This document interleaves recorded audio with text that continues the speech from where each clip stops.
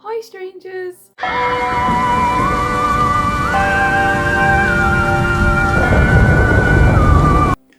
Hi strangers! I thought today would be a really great day to come along and talk about the death head hawk moth, which is something that I've been wanting to talk about for a very long time. But today I thought it'd be a great day to come along and to talk about my experience, the cycle of the death head hawk moth. So in caterpillar form, the death head hawk moth live for about 3 to 5 weeks in this stage, and they eat so much privet. So let me tell you about my whole experience, and it has been a long experience indeed. So I bought 5 death head hawk moths at the dark market here in Brighton, and I was really happy. I bought 5 of them, and I thought looking after these would be really easy, but it wasn't as easy as I first thought it would be. Finding privet. So the caterpillar's main diet is privet. Privet is a bush that you can find normally around streets and towns, and I thought there was plenty around the area to get some. I'll put a picture here so you can see what privet looks like. So I spent quite a long time round in the streets and the town trying to find this certain bush. I was lucky enough to have some honeysuckle in the bottom of our garden, so they lived on that for a few days, and thankfully I managed to get hold of some privet, but they were just baby bushes and they ate through that in seconds. So as in caterpillar form, if you are thinking about getting your own caterpillars, please be aware that you will need a lot of privet. They eat and eat and eat and eat and eat. I'm not joking you, they eat loads. Please remember, if you're having your own moths, to be prepared for how much privet they will eat. Make sure that you can source it and make sure that you can get hold of it easily. We had them in caterpillar form for about 5 weeks. In that 5 weeks, that felt like a nightmare because all I was doing was worrying that they weren't eating enough. Then in that last week, they just ate less and less, and then they went this weird brown colour. And it wasn't too long before we found them burying themselves under the soil, and here you can see one that's just dug underneath. We had so much trouble trying to keep our cats away from them the whole time. All they wanted to do was to get them. I brought them a netted enclosure to put the stems in, and when they were going through their weird brown stage, the day before they did some burrowing in the mud, in the soil. So they dug up themselves a hole, but just before that, they kind of had the caterpillar zoomies, and they zoomed around the mesh enclosure a few times before digging themselves a hole, which was very peculiar. So that's another thing you have to think about if you decide to get yourself some of these caterpillars. They are, at that stage, they are very fast, and you can't really handle them at that stage because they're getting ready to prepare to make their cocoons. After being under the ground for a couple of days, they started to go brown. And I found this really interesting, that they would dig themselves under the ground to build their chrysalises. After 10 days of them being under the ground, I dug them up and I put them into a different container so we could watch them and spray them and keep them damp. At this stage, it says to keep them damp, so we'd spray them once to twice every day, just to keep the ground nice and soft. And I was trying my hardest to try and sex them. Apparently it's a very easy thing to do if you know what you're looking for. I did look at lots of different diagrams. I will show you some so you can have a look yourself. But yes, it's very interesting.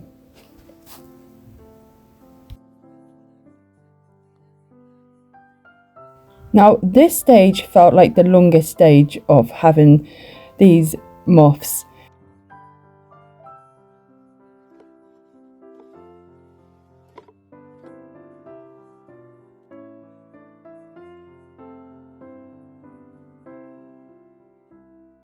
Yeah, it was very odd and very strange, so very interesting, and I'm really glad I got to experience all this. It's really been an eye-opener because there is not a lot online about these fabulous, really beautiful insects, bugs. It was the long wait of waiting for them to turn or to come out of their chrysalis. I went out, and one day when I came back, I noticed that one of them had come out, and I was very shocked about this because there's no telling when it's going to happen. Apart from they did go slightly darker in colour. I found this really interesting as well because I have read that they can stay in a cocoon for a very long time, and it all depends on the heat of them and things like they can even go dormant for God knows how long, months maybe. So yeah, it was just crazy knowing that they could stay a cocoon for months or maybe a year. So feeding these absolutely beautiful moths is very challenging. I've watched lots of videos trying to prepare myself for feeding these moths because they're not like normal butterflies or insects. You have to feed them yourself, and you have to feed them with honey because they are sneaky little creatures in the wild. They actually go to beehives and steal bees' honey.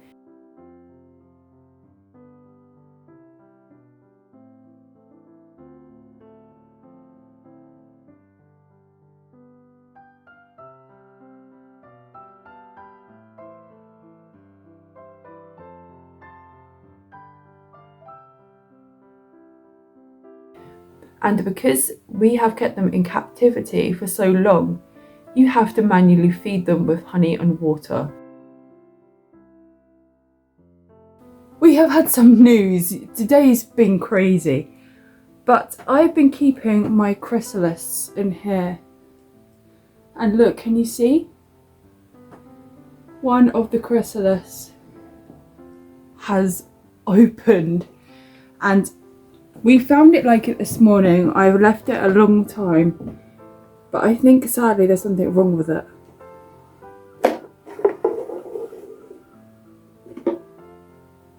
So we are going to take him out, try and feed him, and yeah, and I thought I'd bring you along for the experience because it's my first time handling a moth this size.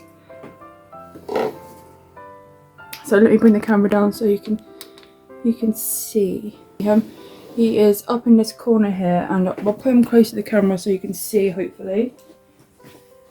I have been busy. I have made some honey and water because apparently that's what they eat, and I have made this special board here which I've hot glued a lid onto some cardboard so we can feed him. And feeding him sounds like a lot of hard work, so I thought I'd bring you along for his first feeding and my first time holding and stuff like that. So I'm going to put some honey and water in this little lid here. I made this earlier with hot water. Show you the shell he came from, his chrysalis here. So you can see he's come out of here.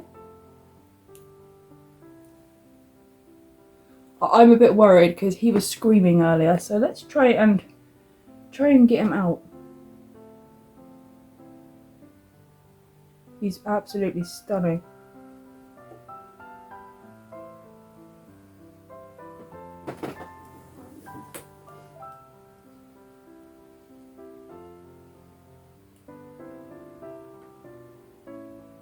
I hope he's not dead. Oh, look at his back. Are you still alive? Yes. Okay, there's a bit of movement there. We might be able to...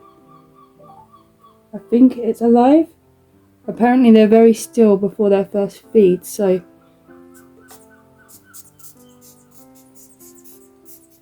Okay.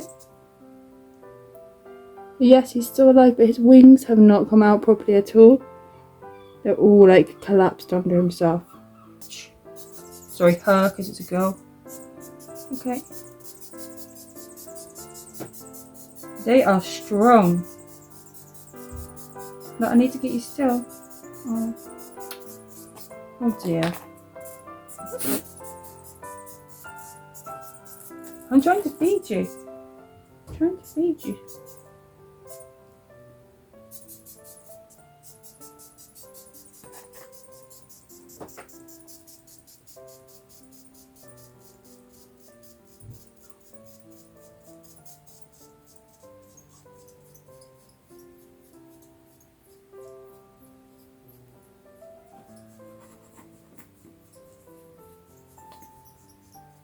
Which again is something you wouldn't think you'd have to do. And I've watched plenty of videos of how to do it, but it's no way as easy as what their videos look like. Then people must be absolutely expert at it, because I am useless. Absolutely useless. I am so afraid of hurting and damaging the squishy little bodies that I'm finding it really difficult. I have fed them twice now, and today will be the third day, which I'm not looking forward to at all. It's not a nice experience for me or for them. But I have heard that they do calm down after you've done it a few times. So fingers crossed. But this time is going to be easier, and I will try and record that again for you guys so you can see how I get on with it, because it's not as easy as it looks. They are very strong. Their front legs, as you grab them, push away so hard, and it's crazy, and you would never believe how strong these guys actually are.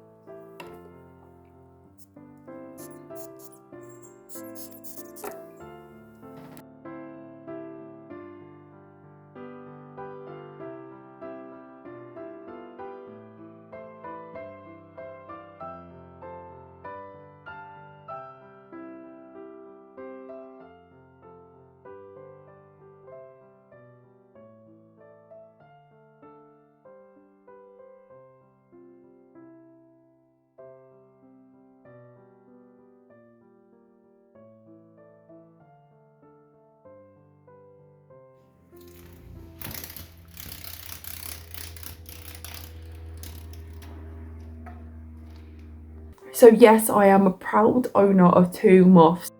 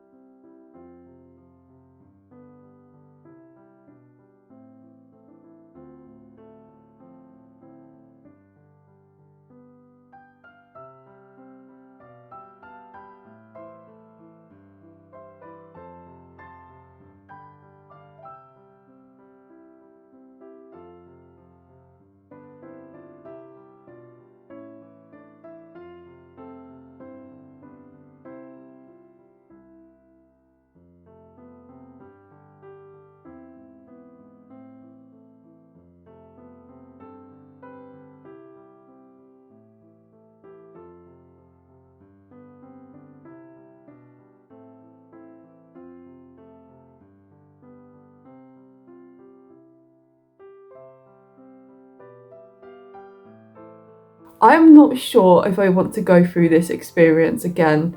I think they are beautiful, and with the cats, it has been a nightmare. The cats just want to attack the moths the whole time. So I'm kind of thinking that I won't be doing this again for a while, just because with the kitten and things at the moment, I don't think I don't want no one to get hurt. Maybe in the future I might come back to moths I really wanted to try and breed some butterflies at some point, which will probably be another future video, maybe if I get around to it. And now I've got privet bushes, maybe I'll let them grow for a few years so they're nice and big, so I can just have a massive enclosure with potted plants in to let them do their whole caterpillar thing in. So yes, it's definitely an experience. This video hopefully will help some people that are thinking of getting a moth in the future. It's definitely something you must prepare for. I tell you this, be prepared. It's not as easy going as you might think.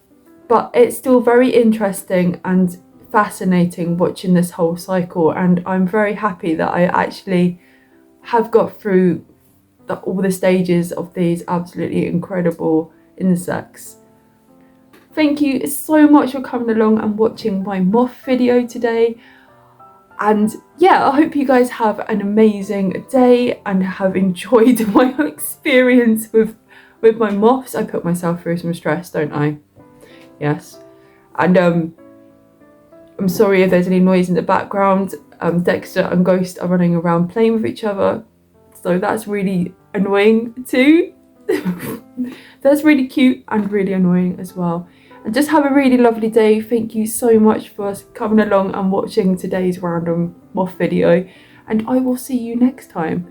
And please don't forget, be weird, be yourself, and be different.